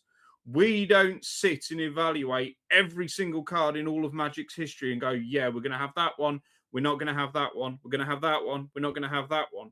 Let the internet and people that put shit online help us. Again, there's nothing stopping you if you're building it yourself and you get like the $76 deck that Paul's just gone, you get a $115 deck, etc. Have a look at them, look at the cards that are common across them, Yeah. and go, actually, I really like the look of adding that card and doing those kind of little tweaks here and there. Yeah.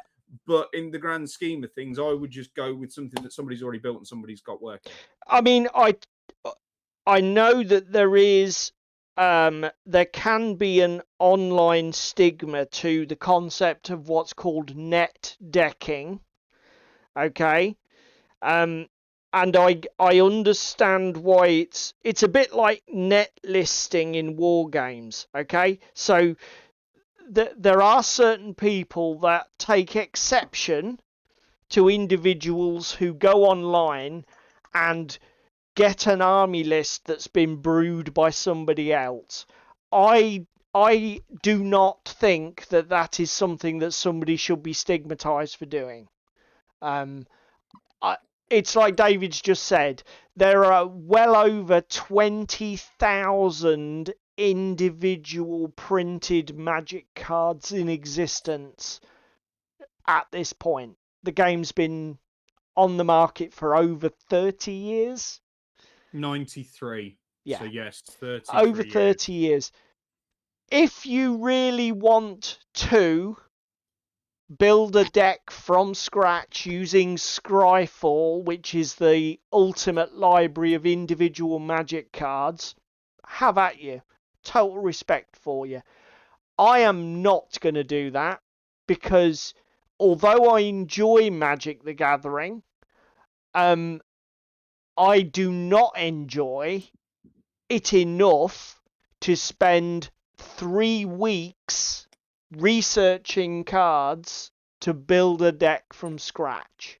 If it's your only hobby, yeah, fine, Yeah. whatever. Yeah, Shakos, those 40s that you found are probably precons. And again, there is nothing wrong with a precon. Precons are typically decent decks. And The problem is now...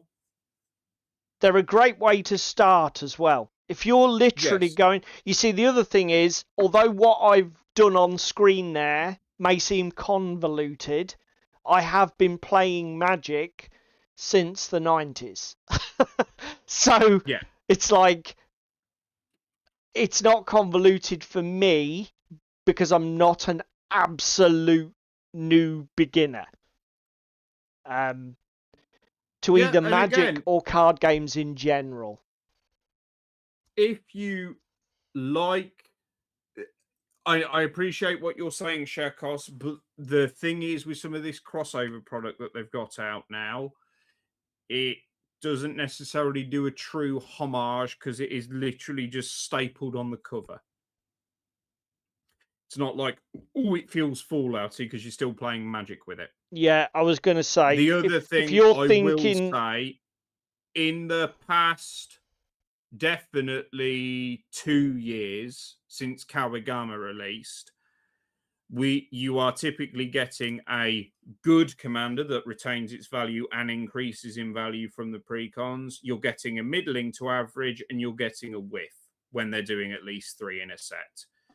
The other issue we have is because Magic the Gathering is now being targeted, or not Magic, Commander is now being ostentatiously targeted by Hasbro as a fucking sales tactic. We are seeing an increase in power of the decks. Yeah.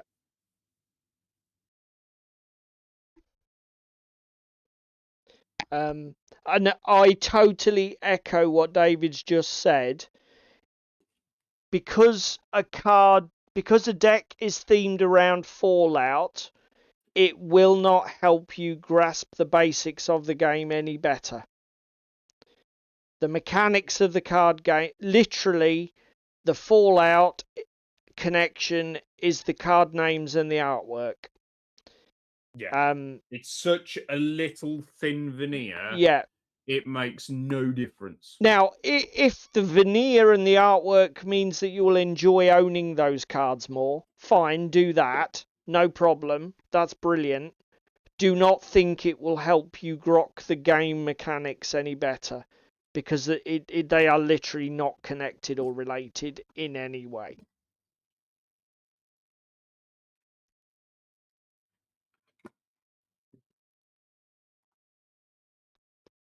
Right, let's have a look at Easy Army Snipers. What do Easy Army Snipers get?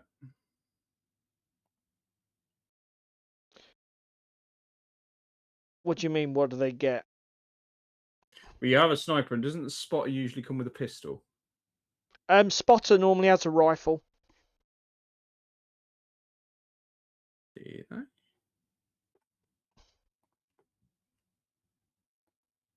No, sniper has rifle and pistol. Spotter has pistol.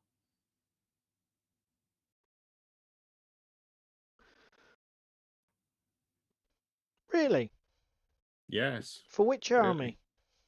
German. So do the British. The British have pistoled spotters.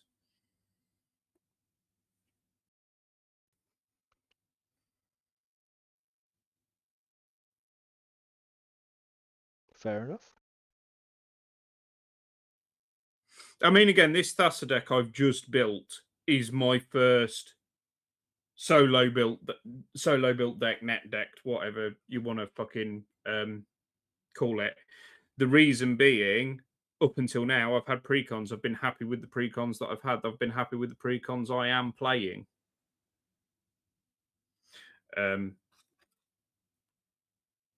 So, But there is something super satisfying about building a vomit-inducing piece of shit and watching your opponent. well, I haven't even really built this vomit-inducing piece of shit because fucking Commander's Quarters built it for me. I've just listed and found. But you've done the legwork and bought all the cards, and honestly, when you do actually fucking win with it, it will be so satisfying. Yeah, I realised why there's so few board wipes in my deck the other day. In which one? Thassa? Thassa, yeah. Because there's so many vomit-inducing ways to just get rid of your opponent's shit without using a board wipe spell, yeah. So why would we use it? Yeah.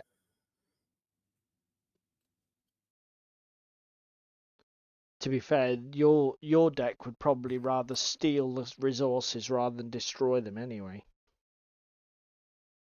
Don't forget I got rid of Agent of Treachery. I'm not stealing everybody's shit anymore. That's mad. That's mad. You should have gone with it full bore. No, because I felt bad about it. Because again, when I just go, I'll take your commander. Is there anything I can do in response? No, not really. Yeah. It's like shit. Exactly. There's still ways for me to steal cards, so I can still steal people's commanders out because I've got Sir of Temptation. I just can't do it multiple times like Agent of Treachery. Because I wanted to be friendlier, Paul. Didn't want to beat the living shit out of my opponents. Pandy mono blue. Yes. Thassa is mono blue.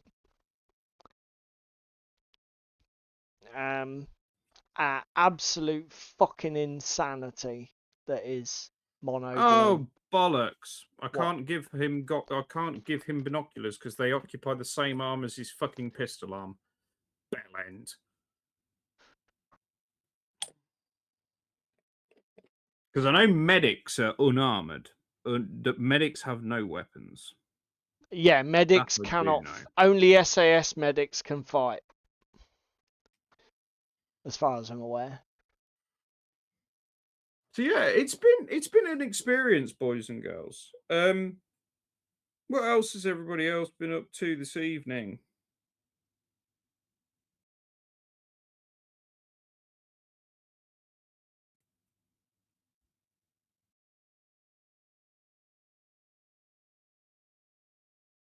What do I give him in his left hand? I don't know as I have anything to give him in his left hand. We'll give him a gesticulation arm because we can. And we fucking will. Nah, again.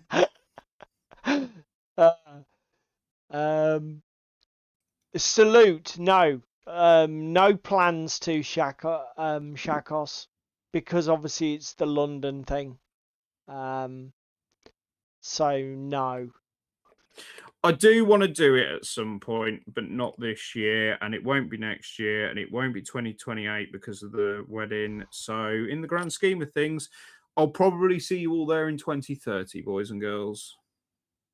The main thing about the mono, I mean, Commander can build very effective mono-colored decks. The thing that makes mono blue horrible is the control elements, like the countering your opponent's spells and shit. Yeah, it's like, oh, your opponent counters your commander being played, so I'll counter the counter. It's just, and you just end up in a fucking counter war, don't you? yeah, it's mono blue is a strong color because control is very good.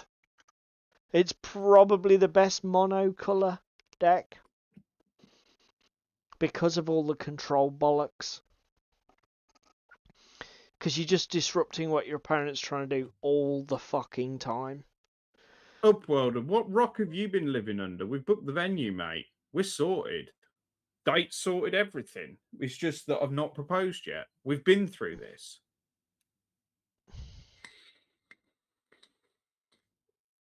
There's just no ring.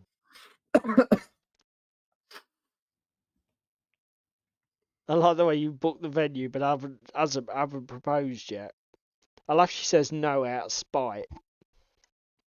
This is why, jokingly, her fucking daughters have said he's not going to propose till the night before.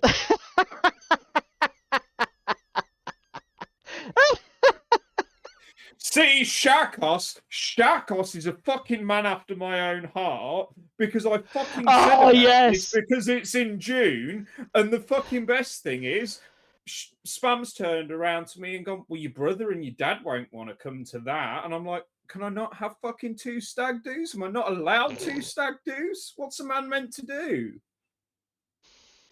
That would be pretty awesome. That would be pretty legendary, wouldn't it? Stag do at the expo. I like it. I do like it.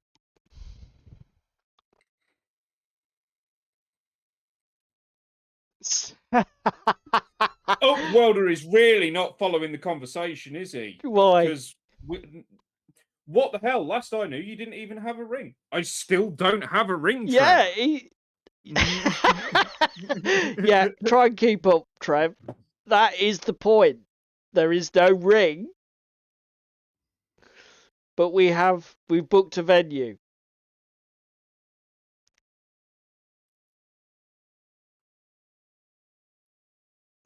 Can we do a Roman theme? I've got a toga. I need to get more use out of it. No, Shakos. Fucking hell. Oh, fucking, I've started. Right, Shakos, wear your toga to Partisan. Fucking do it. Fucking hell. Cosplay stag do at UKGE. This is getting more and more fucking nightmarish. I'll go as a hobbit. You fucking are one anyway. Well, that's it. All I've got. Breakfast. All I've got to do is buy a pair of shoes that's about 6 sizes too big, and then I'll be sorted. And a cape. Tablecloth. Problem solved. I'll get one of them fleece fucking mats. Game mats. Wear that as a cloak. The teddy ones. Yeah. Teddy bear for Matt. Question, because I did a thing, boys and girls. I built a squad of 1, 2, 3, 4, 5 guys with SMGs. Yeah. I have 3, 4, 5 bodies left. I've got a medic. Do I make him a 2-man? Probably shouldn't I? What do you mean, make him a 2-man? As in, make a 2-man medic team. I wouldn't bother. Do you not? Nah, paying 1 points for a non-combatant model is bad enough. Don't pay 2. 3, 6, 7, 8, 9. There's no SMG in there. Nobody runs medics anyway. The only 36910. reason you're going to take a 36. medic or a chaplain is because either you're huffing drugs or the 9. scenario says you No. need to. Right, I need to build 2 more guys with SMGs. That is definitely a thing, and then that gives me a 5-man squad that I can give anti-tank grenades to. And then I think I'm going to just build the other 3 with rifles, because you can never have too many rifles, to quote Shakos. Oh, shit! Do I build more LMGs? If you're German, most infantry sections can take 2 in a generic platoon. That's what I'm just And because of looking the at. Hitler's buzzsaw rule, you always want to be maxing it, generally. Right, well, I'll build 2 LMGs and a rifle then. Problem solved. The other thing is, don't forget your loaders. Yes, but I can just use normal riflemen as loaders. But it is always a good idea to make them modelled so that they're obviously loaders, because obviously you have to nominate who is the loader, and they have to stay within 2 inches or 1 inch of the machine gunner, otherwise he can't fire. So obviously, if you don't want to get gotcha'd by your own fucking vagueness, if you model them, I tend to use crouchers for loaders. If you've got any crouching torsos. To be fair, what I'm going to do is just on 2 of the riflemen's bases stick the ammo cans, because I've got that'll do. Like a guy per LMG at the moment that is carrying it in hand. Yeah. As long as you've got them marked. Maximize the amount, because I'm trying to maximize the amount at the moment, and I've only got 3 bodies left after I've built my last 2 SMGs. Yep. I'm just going to cut the hand away from an ammo can and stick that on one of the bases, and then if I'm only running 1 LMG in that squad, I can just say fuck it. Do you know what I mean? Because it'll be a standing model. Right. So well, that 2 hours went quick. I don't know about what you guys thought, but that was quite good. Do you want to know the other thing? Yeah. We haven't really done much in the way of news lately. No, we haven't. And I don't know if it's just me, but I'm not seeing much news at the moment. No, I'll be brutally honest, me neither. But then again... Oh! Boys and girls, please remember that it is painting comp in a period of time. Yes. I'm just about to go find what the... I think it was Glow Up? It was Glow, yes. Yes, Glow Up is this month's painting competition. So we need to... we want miniatures with crazy glow effects or similar. I did have a genius idea, didn't I? But I can't remember what it was. I fucking told you what the genius idea was. I can't remember. No. You'll have to go rewatch stream. Yeah. We'll have to watch our own stream. Boys and girls, just before we do go and we do check out for the evening, I would like to ask a question, and then if you're here in 2 weeks, we can discuss the matter. Has anybody seen the war game called Ragnarok from Osprey? So Ragnarok, heavy metal combat in the Viking Age, to give it its full title. Has anybody played it? Has anybody tried it? Can I get your thoughts and opinions next time we get together? The other thing to talk about in chat is the fact that me and Paul showed great restraint the other week. Do you know what? I was just about to ask you, has the sale finished? Yes, it has. Yeah, okay. That's probably not a bad thing. Yeah. It finished at midnight on the 22nd. Yeah, for those who didn't know, there was Batman, says Trevor. Ooh. Glow up. Didn't I say something about your God tier minis? Ah, the cauldron. Yes, Woman. it was. It was Jack, the cauldron guy. Cauldron. Right. Wasn't it? Good shout. Not sure if I know where they are, but good shout. I tell you what I do have, talking of Batman, I have the League of Assassins, and obviously part of that is the Lazarus pit that Ra's al Ghul goes into to be reincarnated, and that is a massive pool, or a big pool with like bubbling, glowing shit in it. Ah, that might be a thing. It That's might be. that's a shout, actually. So Um, I don't know what I'm going to do for mine at the moment. is there anything carniv? Oh, I've also got that Vatican woman in flames. That would be a good one. Or your silent guys on horseback. Is there a glow effect on him or a glow thing? Yeah, but aren't they wreathed in fucking cloud and Oh, I don't know. I don't know the miniatures that well. the Knights of the Side, Knights of Silence? You said you got, didn't you? Yeah, I know I've got the Knights of Silence, but I don't think there's anything. I don't think there would be any way to obviously do the glow, because I don't think they're wreathed in smoke as such. I thought don't. they were. Maybe they are, but I definitely know that there's that angel woman with surrounded by fire. I think she's in the fucking Knights of Malta. Paul, Knights of Silence.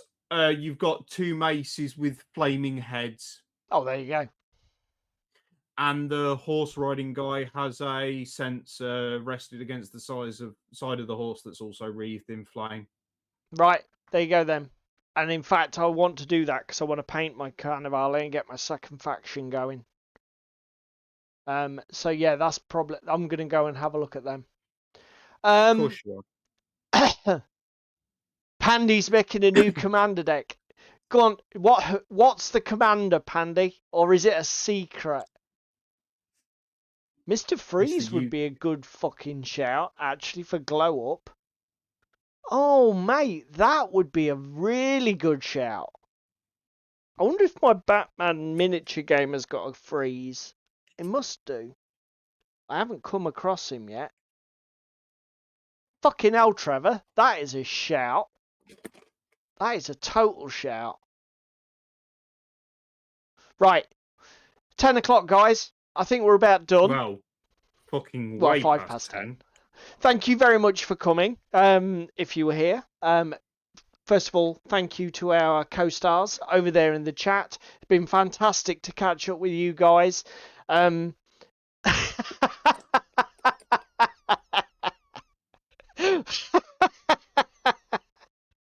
Pandy's sticking with his fucking toilet-related commander themes. He's going to call his deck Night Soil. I don't even know where he's going with that. So we'll just walk away.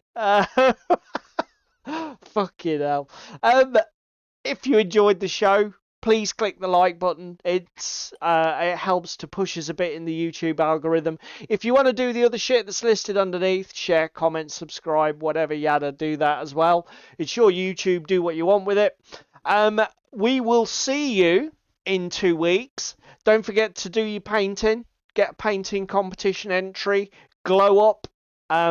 If you want to submit it, there is an email address in the video description, or if you're on the Tabletop Discord, you can DM me.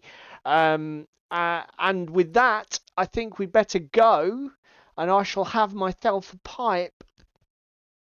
Probably ought to go to bed. And go and get a drink, because it's supposed to be my day off, but I'm going into work in the morning, which is a bollock, but it is what it is.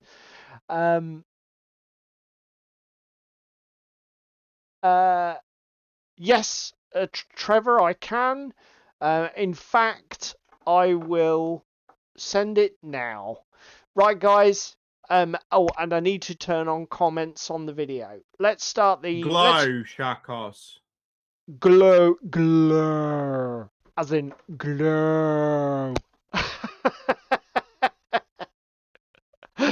Oh, dear. We're not on about sex dolls. And on that note, see you in Bye. 2 weeks.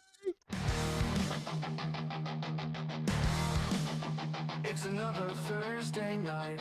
I see Crispin's wearing tights. Spam is getting in the bath. Young David's full of wrath. Paul is tightening his straps. Where on his apron you saps.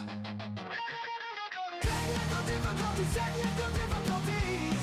They're really such a crime. Technical difficulties, technical difficulties. They happen all the time. It's Yellow Belly Tabletop time.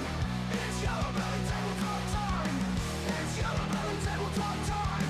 It's Yellow Belly Tabletop time.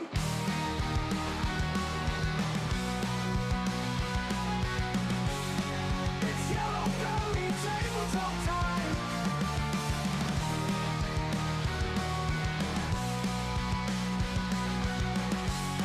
It's Yellow Belly Tabletop time.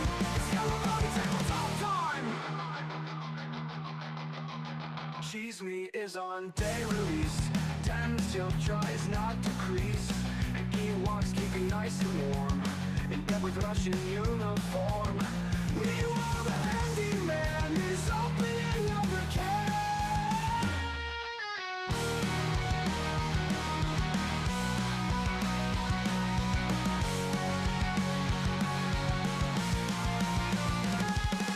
Technical difficulties, technical difficulties. They're really such a crime. Technical difficulties, technical difficulties. They happen all the time. It's Yellow Belly Tabletop time. It's Yellow Belly Tabletop time. It's Yellow Belly Tabletop time. It's Yellow Belly Tabletop time. Cheese Me is on day release. Damn Chef tries not to crease. But Ewok's keeping nice and warm. In bed with Russian uniform. Meanwhile, the handyman is opening another can. It's Yellow Belly Tabletop time. It's Yellow Belly Tabletop time. It's Yellow Belly Tabletop time. It's Yellow Belly Tabletop time. Kiss Me is on day release. Damn Me Up tries not to crease. And Ewok's keeping nice and warm. In bed with Russian uniform. Meanwhile, the handyman is opening another can.